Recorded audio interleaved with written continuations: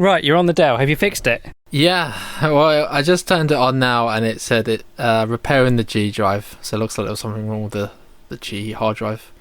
So I'm on the Dell and it seems to be working. So yeah, we'll wait and see. But seems to be working. Seems to be working. We lost a recording 40 minutes in. Let's see.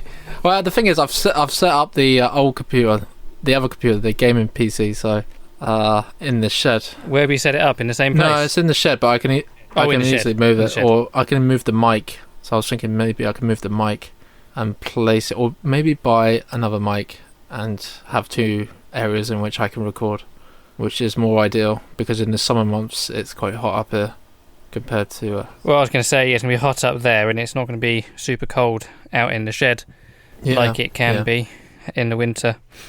I mean, this... I don't know if you've ever noticed, but sometimes during our previous recordings in the winter, I go off and have to put coal in the stove. Yeah. Yeah, it can be quite... That's the thing, when you're in... It depends, like... It is quite hot now in the loft, but it's not too bad. It's only going to get cooler. Yeah, because it's not going to get any warmer. It's getting later in the day as well, so the temperatures are going down.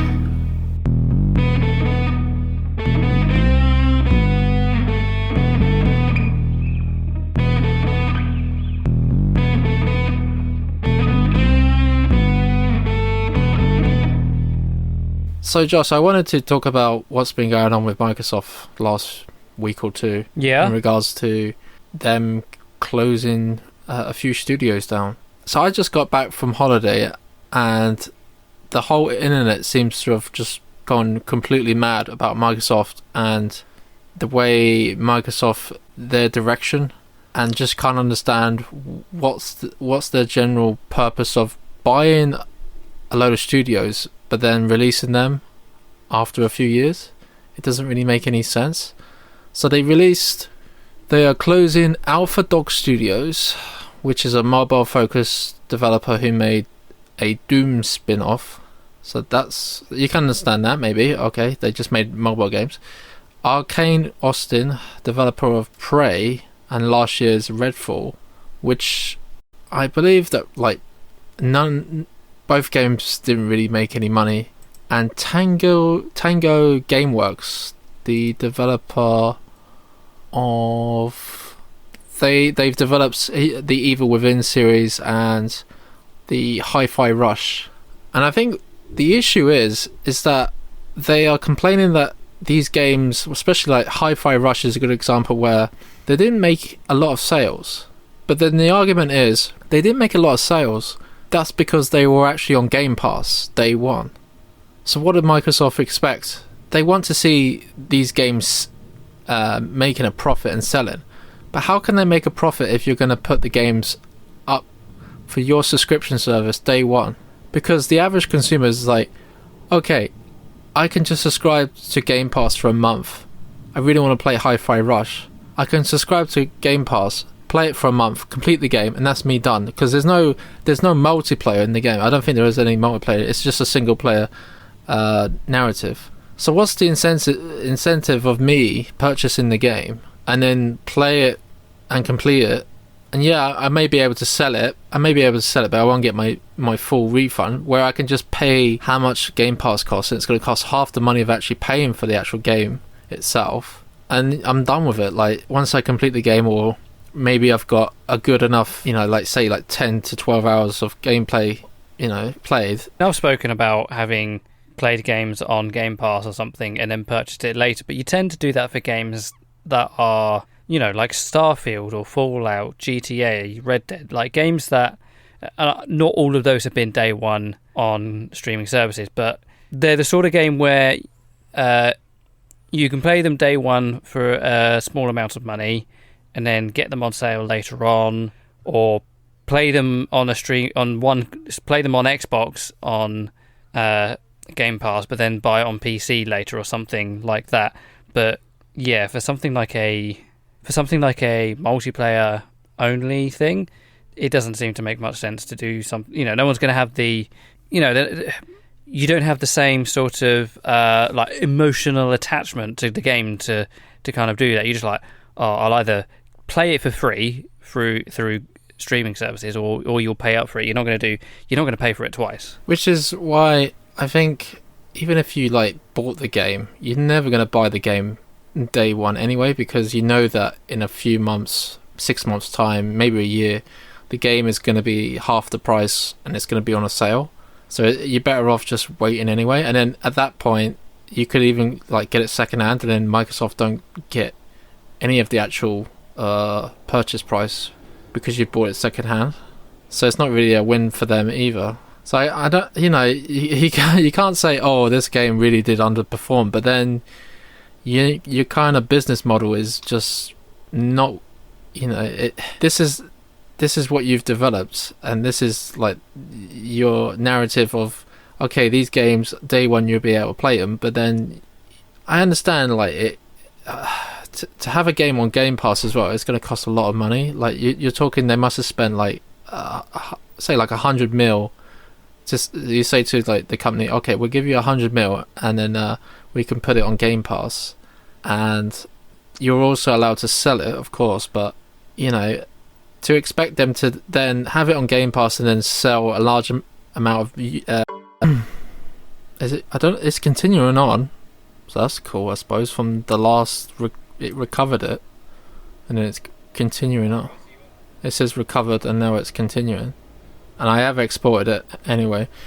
But yeah, like I was saying, so Microsoft has been closing these companies and they're expecting sales, which is just unfair in my book. But it also brings me to the attention of Microsoft in general.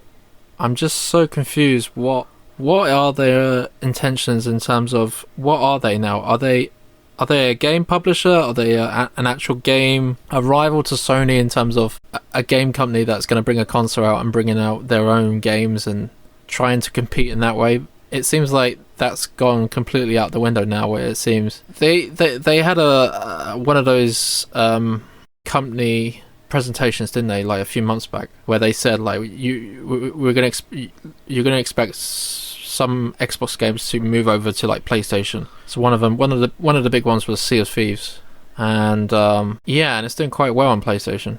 And that's the thing where it's like, okay, you've brought those games out, and yes, I understand that you've bought a load of companies, and it doesn't really make sense now because these games, the companies in which they've bought, they're working on games, and games take years and years and years to make, and it costs millions and millions and millions of dollars to produce. I understand that, and they have to somehow get their costs back, and they have to make a profit.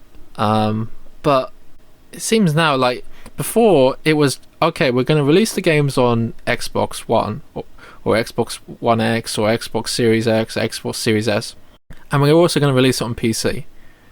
And we're going to have this game subscription service where people want to come to Xbox because it's so cheap to literally just have the games and pay a monthly fee, and it's all good. But now it seems like, oh, wait a minute, we have all of these games, but then we have such a limited pool of players now. We need to expand even more to make it, profitable. Which I understand, but you look at it and you think to yourself, okay, why do I actually need this console? And they've even said that they're going to be bringing out an even more powerful console in a few years. Why do I need this console? If all the games are either coming to PlayStation or PC, why do I need an Xbox? That is exactly the strategy that I've done. I have a gaming PC and I have a PlayStation 5. I'm not saying there's no games that I can't play, but it doesn't feel like with this combination that I'm missing out on anything. Yeah, and it just seems that it just seems like back in the Xbox 360 days where they were on top, majority of that generation between 360 and PS3. Not really counting the Wii, because the Wii was doing its own little thing. They were getting exclusives, they were getting DLC, like timed exclusives.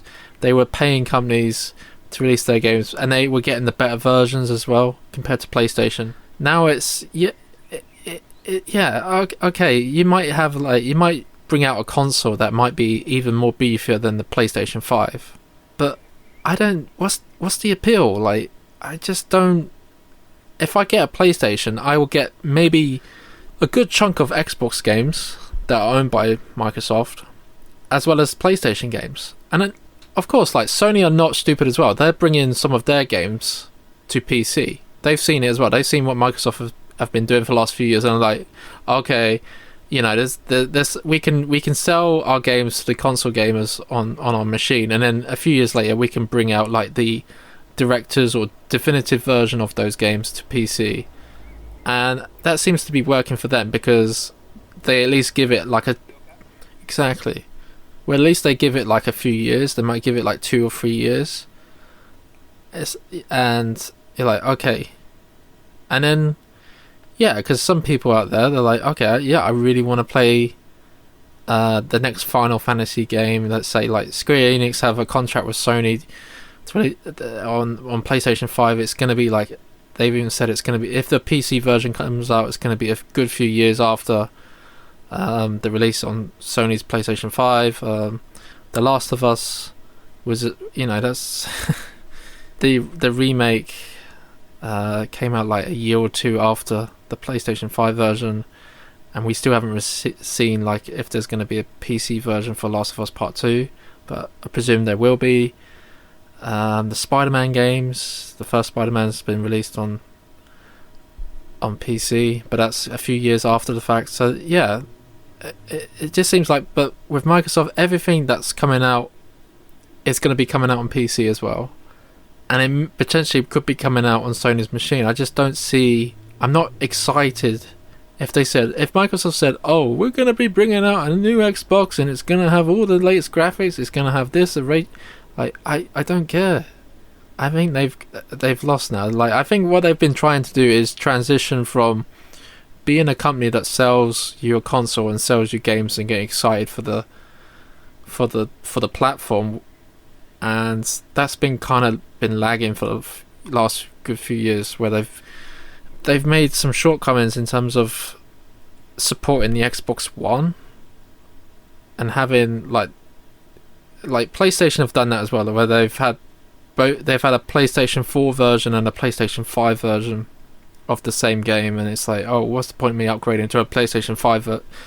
But Xbox seems to have done it really even more worse, in my opinion, where it's like, take like Halo Infinite. Halo Infinite should have been like this next gen experience, but it felt like there was nothing next gen about it because they had to make an Xbox One version of the game.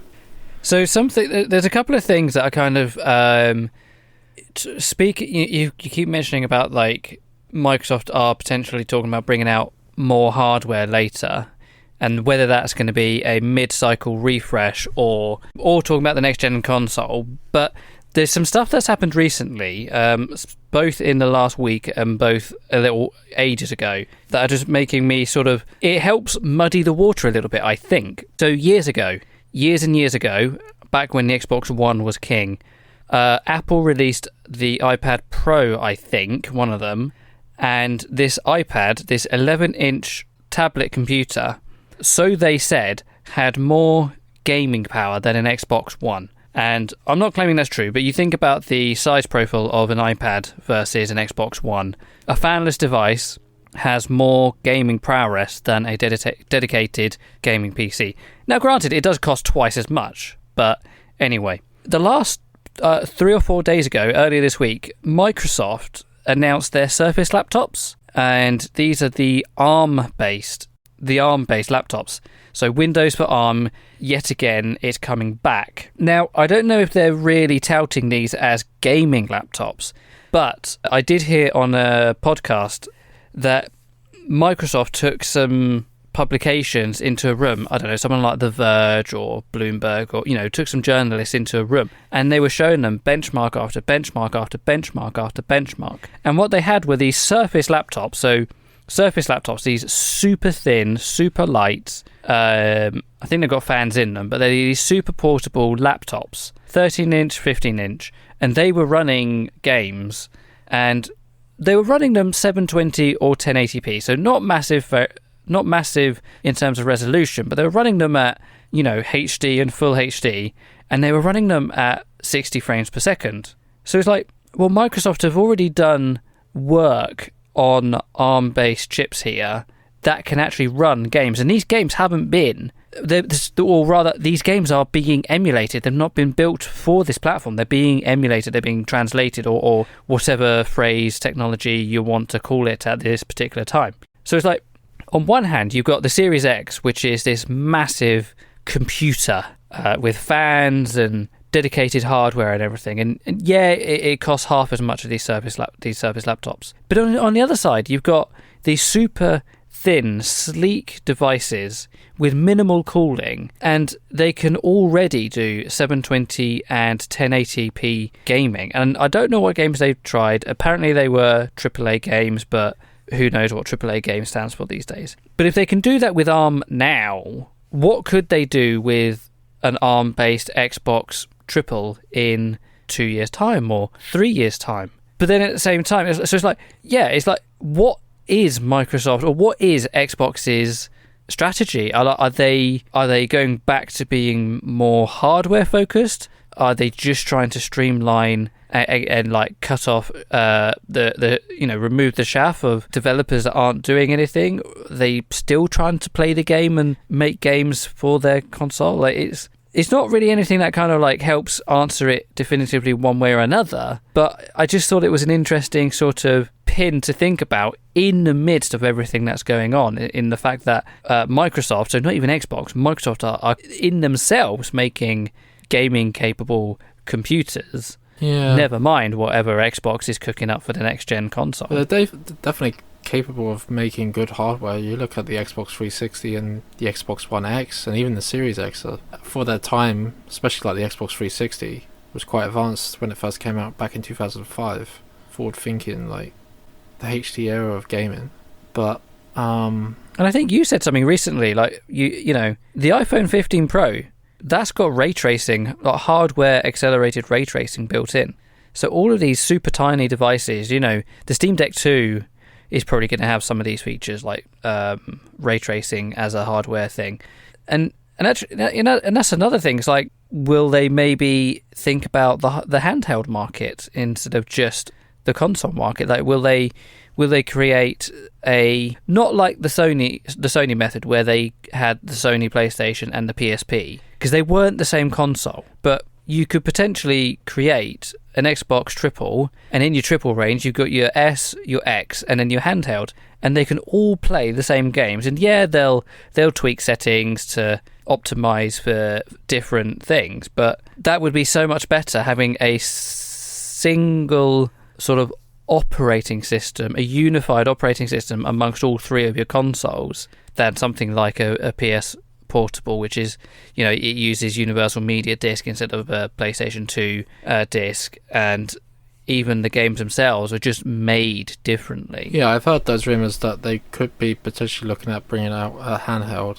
But I also, there was one quite very recently, that a very strange rumour around Microsoft buying out Valve. I don't know if you heard that rumour. Yeah, I don't think it will ever happen. Oh, no, I haven't. That would be terrible. Valve, but so potentially, well, Valve, like they're not. I don't know. Microsoft are a large company, but Valve are a large company themselves. Yeah, but not as big as Microsoft.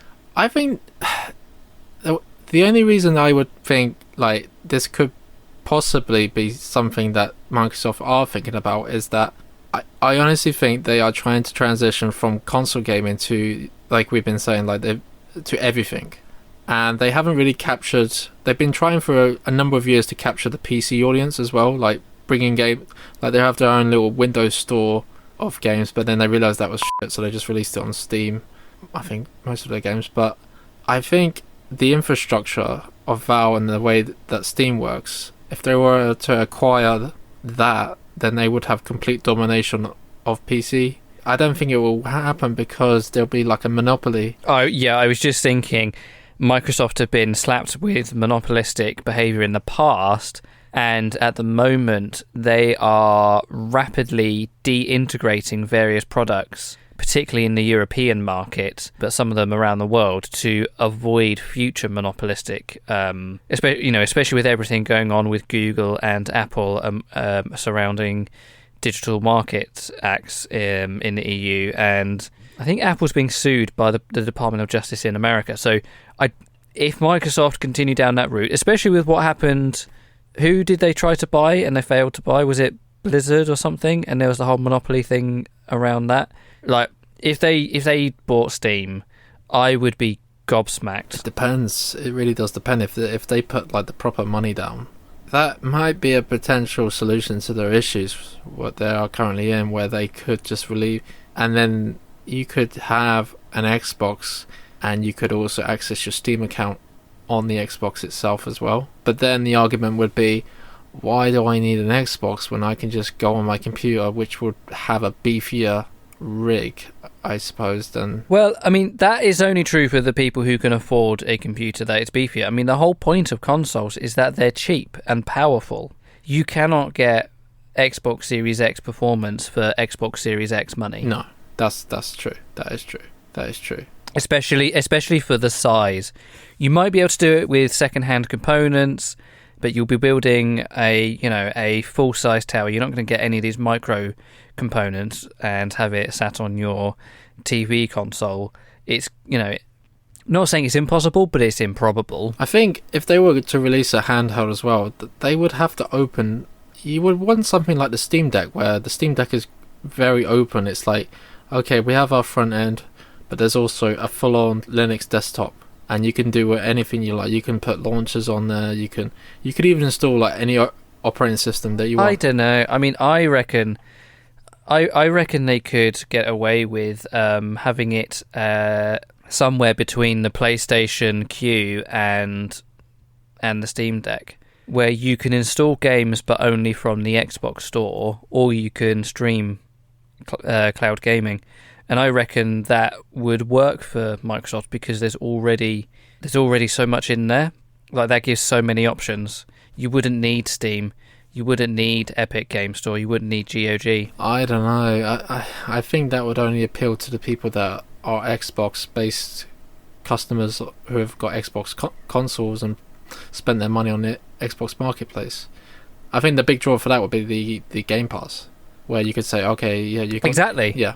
So you can, and again, like they've done this in the past, where you can buy a console on finance, and that the price that you're paying, so you pay £40 a month for 2 years, you get your console and you get Game Pass, and that you could do that. You could sell this device for £300, and you could say, oh look, it's going to cost you.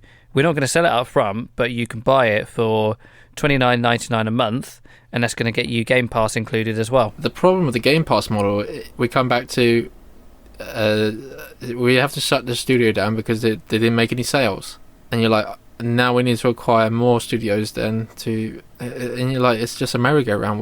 What is going on? Well, no, you don't, because you don't have to release games on your platform that you've made. You can go to GTA and you can go to Rockstar and you can ask for Red Dead and GTA. You can go to... you can go to third parties and pay. Wow, that's not going to happen. But it does happen. Like, Red Dead is currently on PlayStation version, like, and it's been on Game Pass. Like, it has. It's like there might be a heavy skew. Like, maybe 2/3 of the games on Game Pass are made by Xbox, but it doesn't mean there aren't games made not by Xbox on there. That's fair enough. Like, you could say to a non-Xbox branded, a non-Xbox company, like you say, Rockstar or whoever.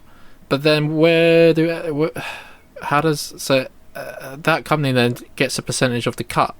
Where if it was only an Xbox game publisher or game studio, they would get like a good 80% because they're owned by Microsoft, let's say, or even 100%. I'm not sure how the contract works, but yeah, I mean, well, if it's Game Pass, I mean, typically Xbox pays. Well, I mean, like, if they say like Bethesda, for the game, don't they? Bethesda is owned by Microsoft now. They don't need to pay Bethesda. Yeah, but when you're talking about 80% cut, that would be the sale of the game. But when Xbox ask for Red Dead to be on Game Pass, they have to pay Rockstar, don't they? Exactly, that's what I'm saying. So what's the advantage of that? Like, well, having Red Dead on your platform gets people to sign up for Game Pass so that they can play Red Dead. But then the argument is they've had these game studios that haven't made compelling games, so they go to game studios that have compelling games. But the reason why they haven't made compelling games is because it's on Game Pass day one. That's not why it's not compelling. How do you know? It could have been good numbers on Game Pass. They were saying that it didn't make enough sales. Unless they incorporate sales as like people logged into playing and downloading the game on Game Pass. But I don't think that is the case. I think when they say sales, that means sales of item people purchased. Oh, you're talking about compelling as in getting people to purchase the game as opposed to the game itself being a compelling game to play. Yes. Because, oh, right, okay. So, because, yeah, like Redfall, I mean, that was a game. Yeah, it was, yeah. You know, of course it wasn't. But Hi-Fi Rush it wasn't going to. That was a good game. Go well. And they released it, and that's the thing. They and that's one of the games that they identified and said, okay, it's underperformed on Xbox. And they said, okay, it might be because it was on Game Pass day one, but they then ported it to the PlayStation systems and it did quite well. But did they say how do you know that when Microsoft say it hasn't done well, they aren't also including Game Pass players? Because they said sales. Oh right, yeah, okay, yeah. So they have explicitly said sales, not plays. Because if you on one hand, I do get what you're saying. But on the other hand, I don't understand why Microsoft is excluding Game Pass players. Like, let's imagine, right? A game is sold and you can only buy it, you can't play it on Game Pass, right? And you sell 10 million copies. That's good, right? That's a good sale. Let's say Starfield got 10 million people downloading and playing it day one. But 5 million were purchasers and 5 million were Game Pass. So Microsoft are saying, oh, it's underperformed because it only sold 5 million and we wanted to get 8.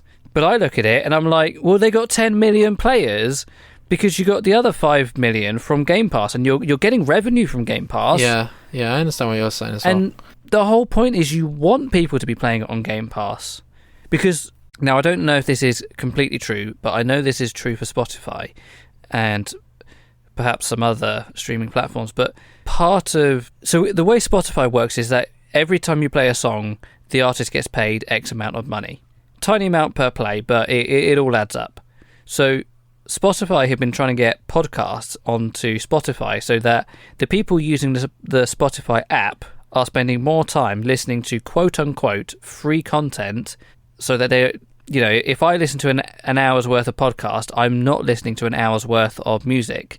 So therefore, Spotify don't have to pay 2p to various artists split between them for that 1 hour. So Microsoft's argument 5 years ago was, if we purchase all these game studios, when we quote-unquote pay them the money to produce a game for Game Pass, the money comes back to ourselves anyway, so it's almost a free game. Versus, like I was saying earlier, going to Rockstar and saying, "Hi, here's £10 million. Can we have Red Dead on Game Pass for 2 months?" That money is completely lost to Xbox. They just hope that celebrity of Red Dead being on their platform will draw enough, new subscribers. Yeah, and I think that's fair. Obviously, it seems to be that's not what's happening, because they are dropping some of those studios. Like that seems to be what they're doing. Yeah, it doesn't seem to be working. It just seems like before all of these acquisitions, let's say, Microsoft were quite laid back in terms of money, but now they've bought all of these studios. It's like, oh wait a minute, we've spent a lot of money acquiring these studios. How long have they been acquiring these studios for? Is it for quite some time? Is it like 3 years, 5 years, 10 years? Like, I know they'll have been acquiring studios at every single point, but it's like, it really feels like it's ramped up in the last 3 years, doesn't it? Does it feel like that? Yeah, because I think what's the guys behind the Outer Worlds? Obsidian. I think it kind of started with them first, and then they moved to Bethesda, and then Activision and Blizzard. So yeah, and there might be a few more game studios before Obsidian, but I remember them being one of the top one, because they were saying, okay, we're going to have the Outer Worlds 2. Oh, and they bought Minecraft, didn't they? Mojang. That was the big one, but that was a big one. Was that 1 billion, 2 billion? I think like 2-3 billion. I remember watching it on Twitter because I followed Notch at that point. But Yeah, it kind of just feels like, what's the point with Xbox now? I kind of regret buying my Series X now. I kind of wish I just bought myself a PlayStation 5 at this point, because I feel that yes, there's still exclusives on Series X and the Xbox brand, because I mainly play older games as well. So it's nice to have games like they do. I give Microsoft, a bit of credit. At least they have taken on the backwards compatibility, and the backwards compatibility program has been quite successful in my eyes, taking older games and giving them a new lease of life. But they haven't really pushed it. It just seems like the company has kind of stalled since Xbox One, and it probably is because of that the DRM that they introduced just before the launch of the Xbox One, where they said you always have to be online. And I think a lot of people went off them. Yeah, myself, it fostered a lot of ill will. Yeah, and they have been, and that's the thing. They've been trying, with Phil Spencer in charge, but they've been trying to claw back some of its reputation and its fans. But yeah, it seems now that they're going into a different path, and it's a path in which most people probably don't really care, because it's another point where most people are playing competitive multiplayer games and they don't really care what they're playing it on. So they're playing like Fortnite or Rocket League or FIFA, PUBG. So yeah, so many people like having exclusives. Like I'm when I grew up, it was like, PlayStation 2 has all these exclusives, and then Xbox had Halo and Fable, and you kind of like, and then later on they had the Gears series that was epic, and yeah, it's just like you do understand where it's like having a game to be exclusive to one that only console, it's not longer viable because of the money. So I understand expanding and spreading out to, and I was okay, like, it's cool, yeah, have it on your gaming PC. Like, you can, if you do have the money, like you say, like, you can buy yourself a great gaming PC and you can play it at like 4K 120 frames per second, it's crazy stuff like that. Or if you haven't got the budget for that, you can still play it on the console. But now where it's like it's going everywhere, it seems like the games are going to PlayStation. They're going to be day one on PC as well. I don't see the point them coming out with a new console. I just don't see the point of it. I think consoles come down to controller preference, UI preference, where your friends are playing it. Yeah, but if all your friends have an Xbox and you've got a PC, you can cross-play Xbox to PC, but only if you buy the Xbox version. If you buy the Steam version, you can't. Yeah, and PlayStation are quite picky on that as well. So Xbox are a little bit more lighter. So that's going to be a big part of it. Did you ever own an Xbox One? Yeah, I got one. Oh yeah, I got one. So yeah, we got the One S. Have you ever? Yeah, the One S. Okay. Have you ever played a series console, like a Series S or a Series X? No. I've set some up for work, but I haven't actually played a game on them. Short of launching Rocket League. Okay, but you've experienced the UI, and the UI. Yeah, it's identical. It's identical to Xbox It's identical, One. and that was a big problem as well, where they're releasing a brand new console, next generation console, and you turn it on, and it's just the same as the last console.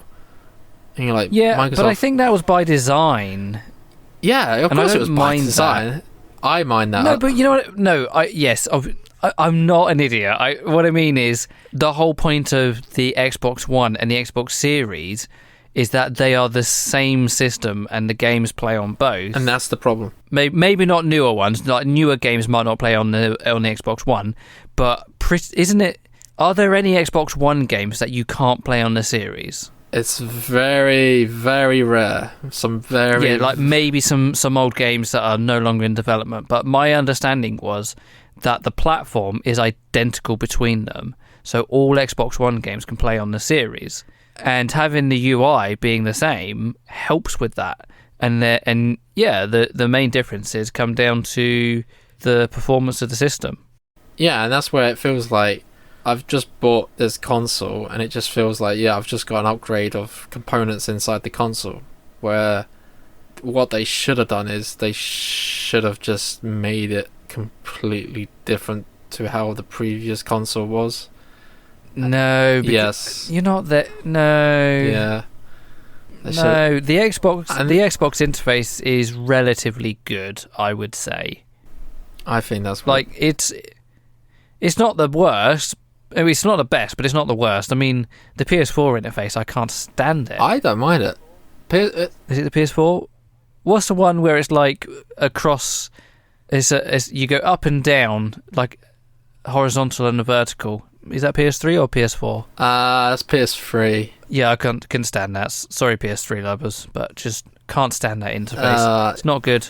Yeah, PS4 is like left to right for your games, and then PS3 is like if you. I've never played a PS4. My only interaction with the PS4 was taking a USB stick round and helping someone revive one, do a recovery. I've never launched a game on one. I've barely touched a PS4 controller. Never played one. You know what? I dusted off my PS4, and because I was like, I got some games that I never got to play. I haven't got to play. No, I tell a lie. I tell a lie. I played the PSVR, the original PSVR. So I've done those things, but outside of that, I've not played any non-VR games on the PS4. Well, I was quite surprised. I've got the Mass Effect trilogy. Is that the one they did a few years ago? Yeah, and the cool thing about that was like I loaded it on my TV and it's like, oh, this game supports HDR, and I was like, great. You know, it's 1080p, but it's HDR, and I was like, these little features that the PlayStation 4 had that I kind of expect like a next generation console to have, and it has those features, which is quite cool. I'm like, oh, this is quite cool. That console's pretty cool. But yeah, I think in a nutshell, should we just wrap up about Microsoft? I'm just so disappointed in the leadership and the general direction of what is going on. They need to come out. I think from the outside, it looks confusing. But it looks like they don't know what they're up to. Yeah, that's been suggested as well. What's been suggested is like the higher ups of Microsoft have said, no, you need to do this now. It's like they're panicking. Yeah, I don't think that. I just think it's like the rumors going around that because there was major leaks and rumors going around about Starfield is coming to PlayStation, and those rumors were getting very, very, very heavy, and then it was weeks upon weeks, and then they finally had to address it and said, okay, we're going to address it in this meeting, and it's pre-recorded, and they said, okay, Starfield is not coming to PlayStation, but these games will be. They said it's not coming to PlayStation at the moment. At the moment. Sorry, yeah, at the moment. They definitely worded that in a way that when it does come out in 2025, that they weren't incorrect. They've probably got a working version on the PS5 of Starfield. And that's the thing, the PlayStation 5 Pro is going to be coming out probably next year, and that'll be a better version than the Xbox Series X. So you're like, oh. And maybe that's why it's not coming out on the PlayStation until the refresh of the Xbox Series comes out. Well, no, apparently there's not going to be a refresh. Phil Spencer... They're going straight to next. They're going straight to next, but I think they're going to try and do it early. But they don't need to do a mid-level refresh. That's not like I said about the one to the series. You don't need a mid-level refresh. You just refresh it maybe every 6 years instead of every 7 to 8. Yeah. But if you keep the operating system and all of that basically the same, you don't have to emulate older games, and you can just iterate and iterate and iterate. Now, like I was saying earlier, if they it's an AMD chip, isn't it, that they're using for the Xbox? So if they are deciding to go with an ARM-based, which everyone seems to these days, so it is quite plausible that they might, that in theory would be an entirely new platform, but I mean, we'll find out when they announce it. And I will not be buying it. Thank you for listening to Screen Bytes. Follow us in your podcast app or subscribe on YouTube.